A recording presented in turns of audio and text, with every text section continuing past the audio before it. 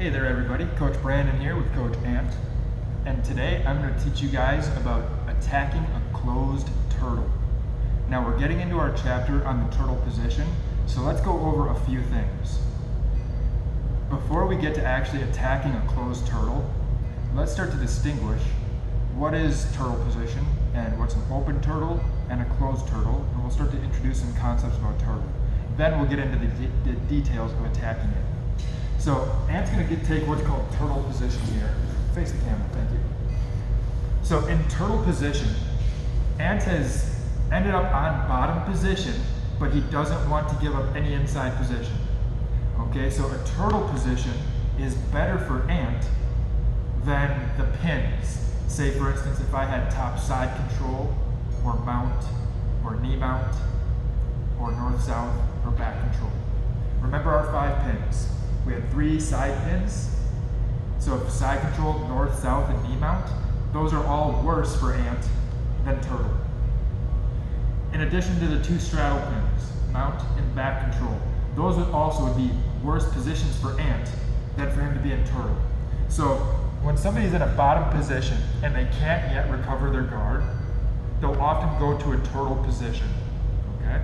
A turtle's not a terrible strategy. You don't want to hang out here too long, because if you get in the habit of turning your back, you can get choked out pretty easy. You can get your back taken. So it's not a great position for him, but it's not as bad as having somebody on his back or in the mount position. Now in the turtle position, Ant can adopt a few different postures. We're going to look at 2 main ones. He can adopt a closed turtle where he keeps his elbows inside of his knees. Everything stays in tight, and it's very hard for me to start getting any sort of inside position. He's closing all the doors. I can't get in anywhere. And this is a closed turtle. Okay, a closed turtle is very strong at stopping me from getting to the inside position. However, it forces him to have a narrow base. And because he has a narrow base, the closed turtle is vulnerable to being off balanced. We'll talk about that more later today.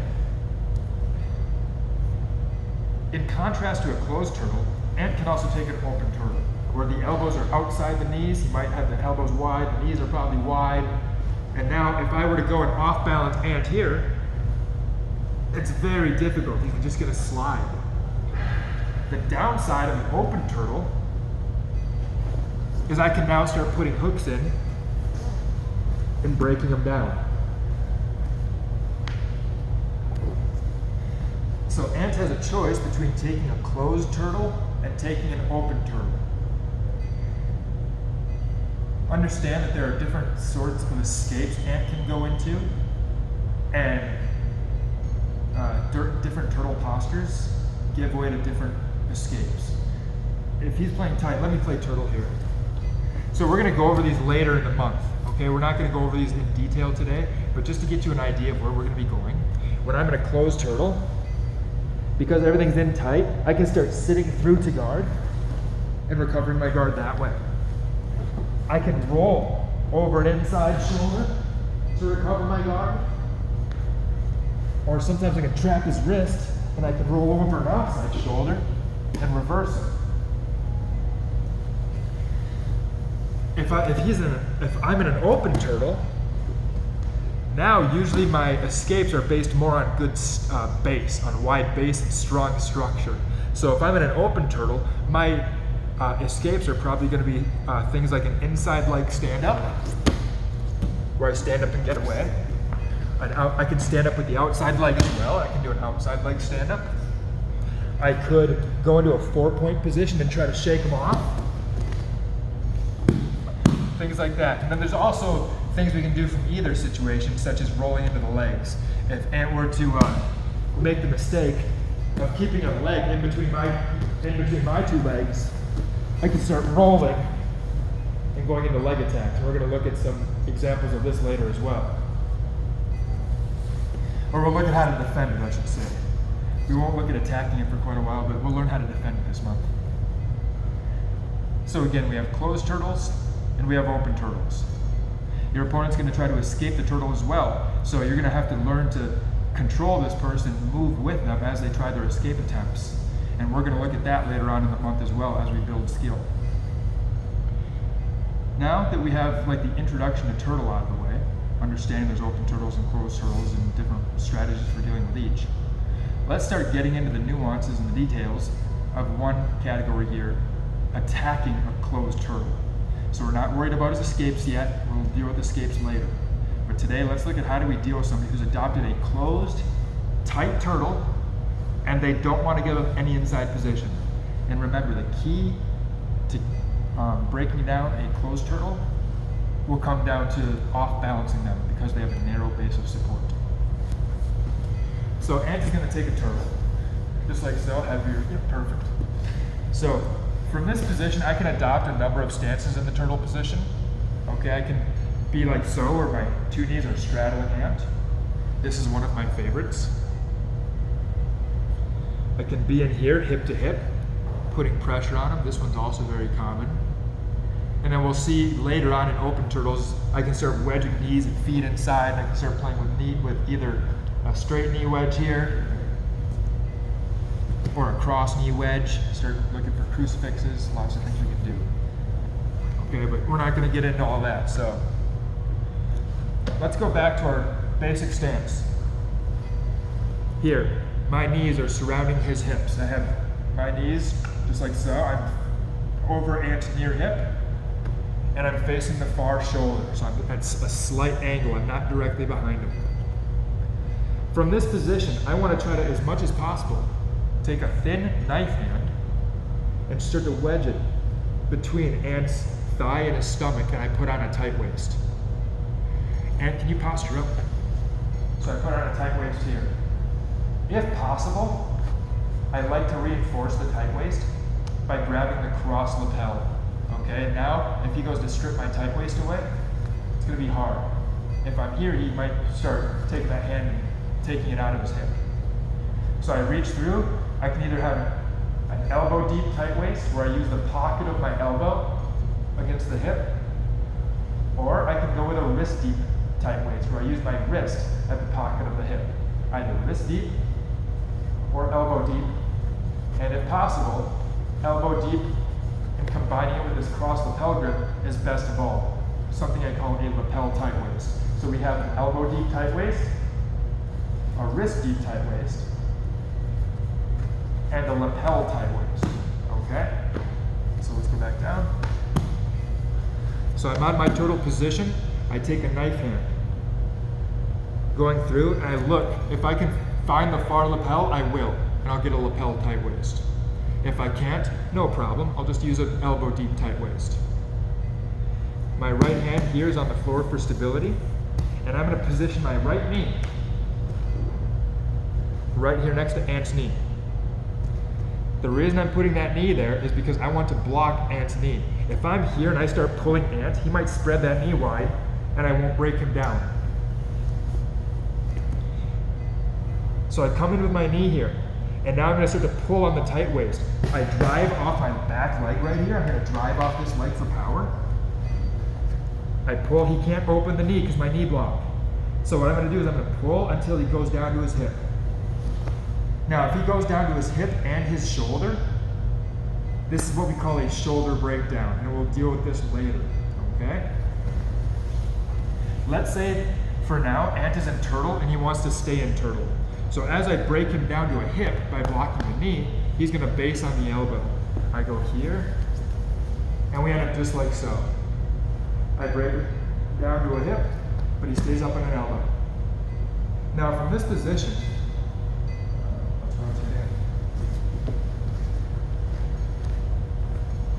you can see there's a little triangle of space created here between the hip and the elbow. We've started to break the turtle open a little bit.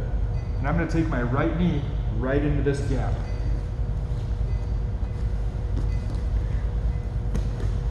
Here. As my knee goes into the gap, I lock on a seatbelt and I start to throw a hook in as I sit to my right hip. Now from here I pull Ant across using my right knee to push and shovel his hips across, and we have the back. So a simple hip breakdown. I'm here, I go in with a tight waist, grabbing the lapel if I can. I use my right knee as a block, right next to his knee. I drive everything over, breaking him down to a hip. Now from here, I can start to slide in, grabbing a seatbelt. My hook goes in, and I take the back and put my top hook in.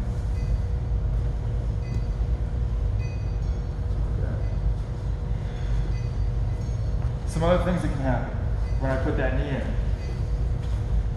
I break him down, knee goes in. Now let's say he built himself back up to turtle, and he starts to immediately roll through to try to turn and face me. From there I have to roll through with him, catching his hips between my two knees, and we end up in what's called a seated breakdown. We'll get to the seated breakdown later. We'll look at this position again. And from here we start putting hooks in.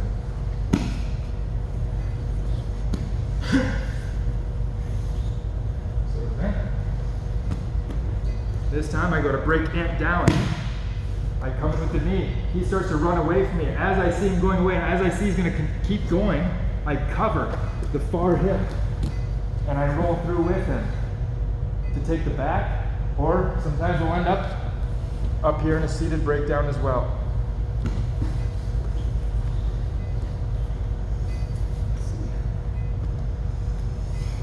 Off of that hip breakdown, we can also put our foot in first.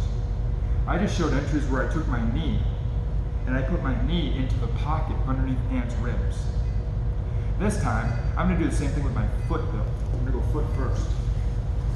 So I'm here. Let's move just a little bit this way, since I keep pulling you. So I'm here, I pull, and we get here. Now Ant wants to fight his way back up to turtle. As he does, I'm going to keep weight on his leg, or I'm sorry, on his hip. If I don't keep weight on Ant's hip, he can, all right, go back, come back. He can keep his knee tight to his chest. He can just roll forward over his knee and get up. Just like that. Good. I'm going to stay heavy on the hip. He's going to do the same thing now. He can't. Look at what he has to do to get up. In order to get up, he has to straighten the bottom leg. Bottom. Yes, he has to straighten that bottom leg to get up. He has to bring his knee away from his chest when I keep weight over the hip with my left elbow. So as he goes to get up, he brings the leg away from the chest, and that makes an opportunity to keep going, keep getting up, get right there. For my hip to come in, for my hook to come in. Now from here, I'm just going to drive myself backwards, doing a second hip breakdown with my elbow, and I pull him out of my bottom hook. And now from here, we're ready to go through and get the finish. So going through with a hook first, we're breaking down the turtle with a hip breakdown. And then rather than inserting knee first, we're inserting foot first. And the key to being able to do that is to use your tight waist arm to stay heavy on his hip and control the speed with which he can return to turtle. Again, I need to control the speed. When I'm here, when he goes to get up to turtle, my tight waist controls the speed. As he fights to get up, he fights, he makes room for the hook. Once that hook is in, which it is now, I'm going to drive myself back, giving a second snap down with my tight waist, pulling him into my back. From here, I start to lock a seatbelt, my top hook goes in, and now we're ready to start going through for the finish. Now sometimes you're not going to be able to stop your opponent from getting the turtle entirely. You'll get your hook in, but they'll get up to their knees. When that happens, we do a power half. If they get all the way up to their knees and they keep going, then we finish with the Garcia rule. Okay, this is stuff we've seen in the past. Let's take a look. So I'm here, I break down. As he goes to get up, I control the speed, I put a hook in, but he gets to his knees.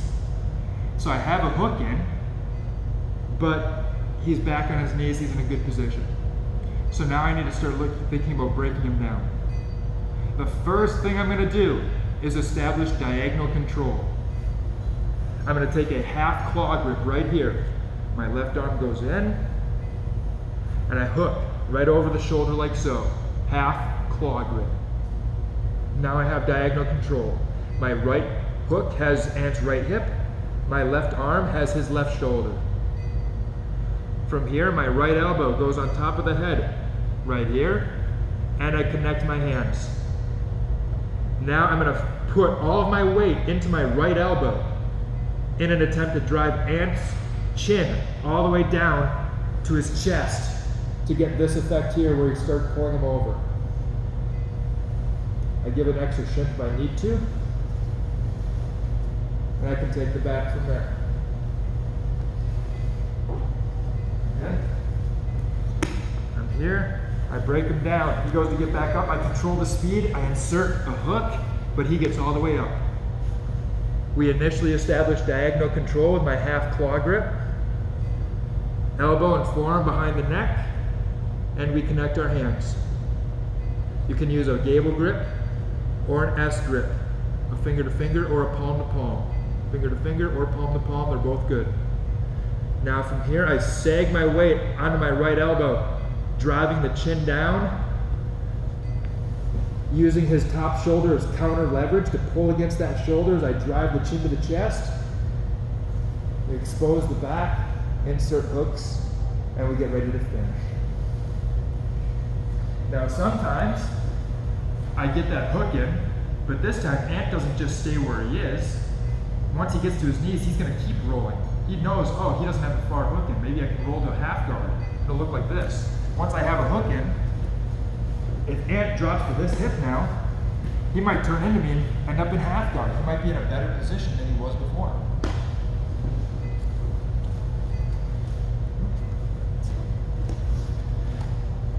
So once I get a hook in, same thing, I want diagonal control. I take either a half claw grip or another good variation of diagonal control, another great way to control anytime I come behind and inside the elbow, is a straight wrist grip. Either right on the wrist, I could go over the knuckle line like so, or one of my favorites, I could go 5 fingers over the bridge of the pinky and holding that to the chest. Now when he goes to free that hand, it's not easy.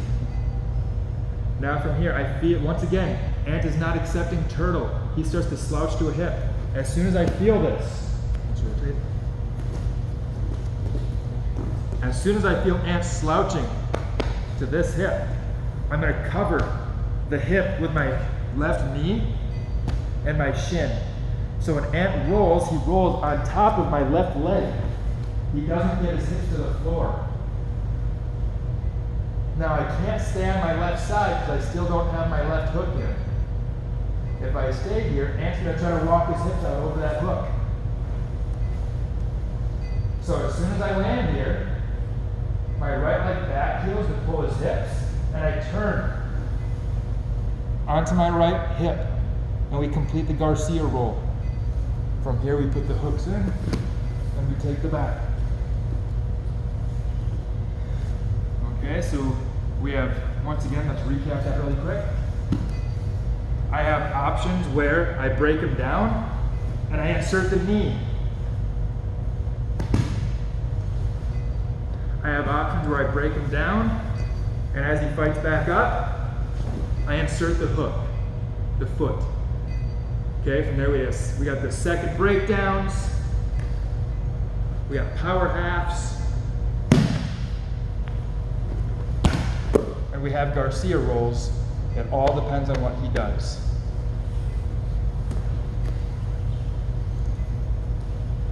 So that is the hip breakdown, where I break my opponent down to his hip. Next, we're going to look at a seated breakdown, where I'm going to break him down to both hips. I'm going to break him down to his butt. I'm breaking him down to a seated position. Once again, Ant here is in a closed turtle. There's a lot of athletic potential for Ant in a closed turtle. His arms and his legs are underneath of him, and if he wanted to, he could quickly explode up from this position, and it'd be very difficult to control. We want to put him in a very unathletic position. Putting him on his butt is one of the best ways to do that. So I'm in this same scenario. I'm going to grab a lapel tight waist. Knee block. I trip him over my knee, locking a seatbelt. This time, when I punch my right knee in, I'm going to sit to my hips. I'm going to sit to my butt like I'm doing a chair sit. And I pull him up just like so. And now I have him stuck on his butt in a seated position. From here, I can start just simply putting hooks in. If he tries to drive back into me to put me on the floor, I'm going to use rear butterfly hooks right here and lift and extend to put him back on his butt so I can put my hooks in. So again, that seated position, a seated breakdown. I go in with my tight waist. I use a knee block. I come in with my knee and my seatbelt, and I pull them up into a seated position here. From here I can put hooks in. If at any point Ant drives me up onto my back, and I don't want to be on my back, I can simply take my hooks out, lift and extend, hooks go back in, and now we're ready to finish. So that was a situation where I did a seated breakdown from a seated position. I can also do a seated breakdown from a kneeling position.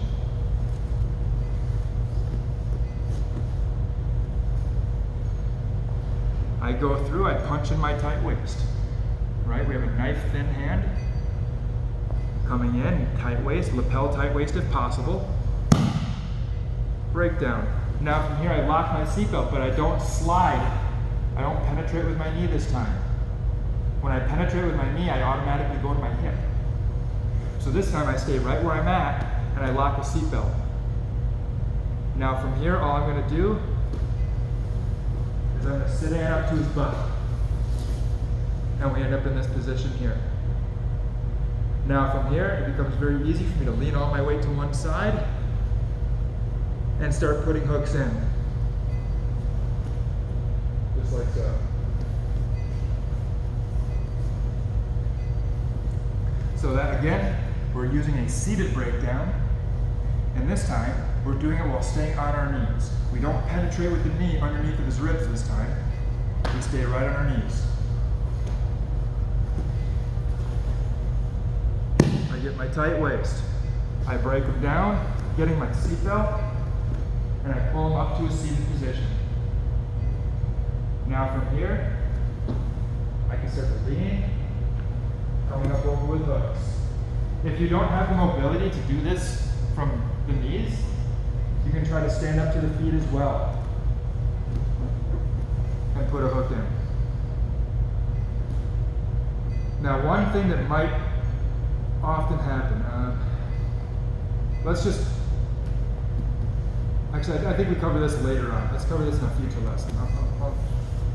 I'll not go too far. I don't think, do I put that on these notes? Let me check one sec. Seated breakdown. I don't think I show that.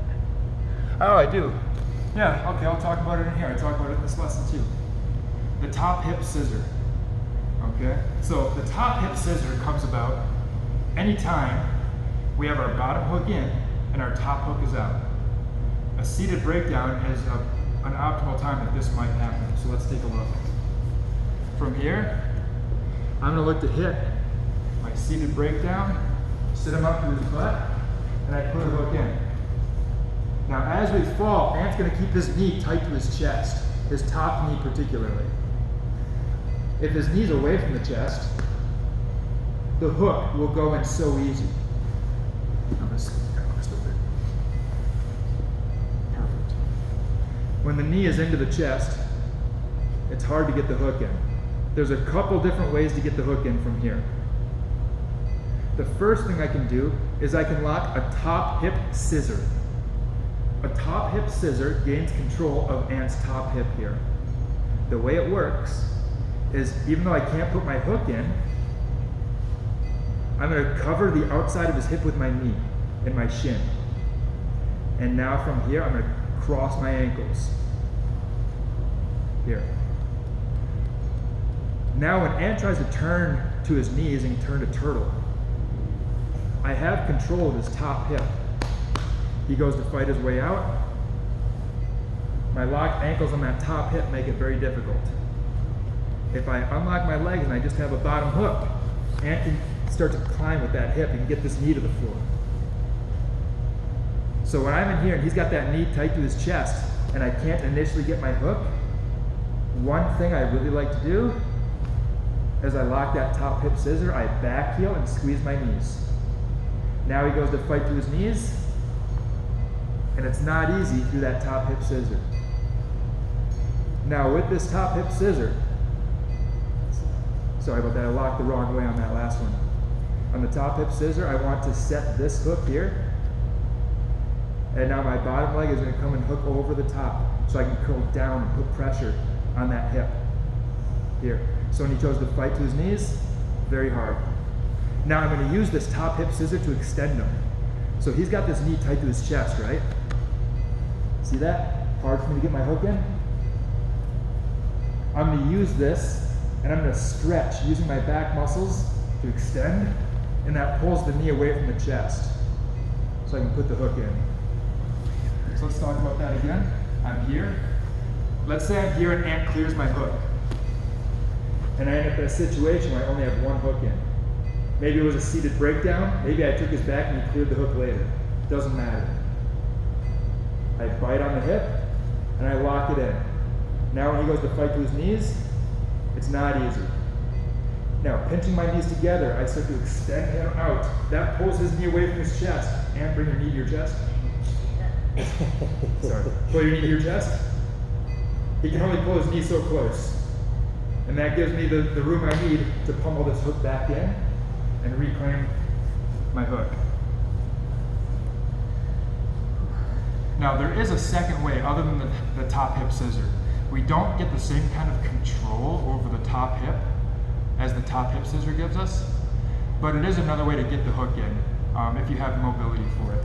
So another situation where we have one hook in, maybe I do a seated breakdown again.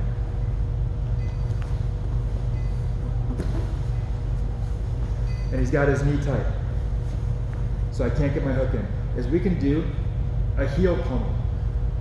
I'm going to pummel my heel right here into the pocket of the hip. Yeah, let's take your arm out of the way. Knee tight to your chest. So I can't get like my hook in. I don't have the mobility here, so I'm going to take my heel and I'm going to put it right here near the pocket of the hip. Now all I'm going to do is I'm going to stomp down, sliding down his thigh to push his knee away from his chest to get that hook in. Okay, so we're here. My leg comes up. Heel goes into the pocket of the hip. He's going to keep his knee tight, tight, tight. And I'm going to press that leg down away from his chest so I can take the back. And that's our seated breakdown, where we break our opponent down not to a single hip like we did before, but to both of his hips to a seated position. And again, we can do that either by keeping ourselves in a seated position as well, or with us being in a kneeling position, and then we put hooks in from here. Now we're going to go on to the third kind of breakdown that we use to attack a closed turtle, and that's a shoulder breakdown. This time I want to break Ant all the way down to his shoulder. So he's initially going to catch himself in the elbow, and there's a couple different ways to do this. I can do this with a near elbow knee block, or I can do this with a rear straight wrist grip. They both work well. I'm in this situation again. I pummel my knife hand in, nice and thin, getting the lapel if I can. I take my knee outside his knee, and I use that to break him down. He bases on the elbow. Now from here, let's talk about the near elbow knee block first. Now what I do is I take my knee outside the elbow, and I pull over the elbow. And I break him down to his shoulder. He's in a very vulnerable position, a very unathletic position now. From this position, one of the big battles is going to be this elbow. When I break him down to his shoulder, he wants to turn into me, get his elbow between me and him so he can frame an elbow escape. So as soon as I get him in this position, to get inside the elbow, I like to go to a claw grip. Here. Almost like I'm setting up an arm triangle. I go behind and inside the elbow, I take a wrist deep grip around his neck, and I go head to head with him. If I'm not head to head, he can swim his arm over my head and turn and face me. So I use my head. Now when Ant tries to turn and face me, it's very difficult. Now from here, what I'm going to do is I'm going to put all my weight onto my right knee so I can lift my left foot. And I'm going to step over his body. From here, I can lock my Kimura seatbelt. And we go into a chair sit, just like we worked in dynamic knitting. Okay, now the order you can do things in varies a little bit. This time when I teach it, I'm going to put an emphasis on the Kimura seatbelt first. So I'm in here, I get my tight waist, I get my near knee block, he bases on an elbow. Now I can bring my knee outside the elbow, pulling. I immediately go to my claw grip. As soon as he falls to his shoulder, the longer I sit here, the more opportunity he has to free that elbow. Back up to your elbow. So the very moment I break him down with my tight waist, I'm going in deep with my claw grip. Now when he tries to turn and face me, his elbow is caught. Now from here I'm going to go through, taking my Kimura seatbelt grip to cinch up the head and shoulders.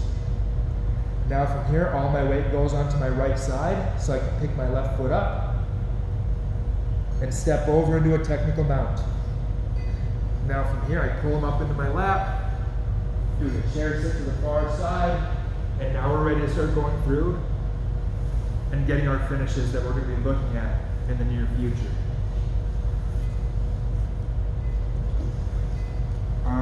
Another way that we can do the shoulder breakdown is with a rear straight wrist grip. This is also a very good grip. I come in. Ant has adopted a closed turtle. I go with a knife hand to go and get a tight waist. This time I'll use a wrist deep tight waist. Don't forget, you can go wrist deep, elbow deep, or lapel tight waist. From here I use my right knee as a block. I pull him down, he bases on his elbow. So before, to do the shoulder breakdown, we saw taking the right knee outside the elbow and pulling him over the elbow. This time, my right hand is going to snake through underneath.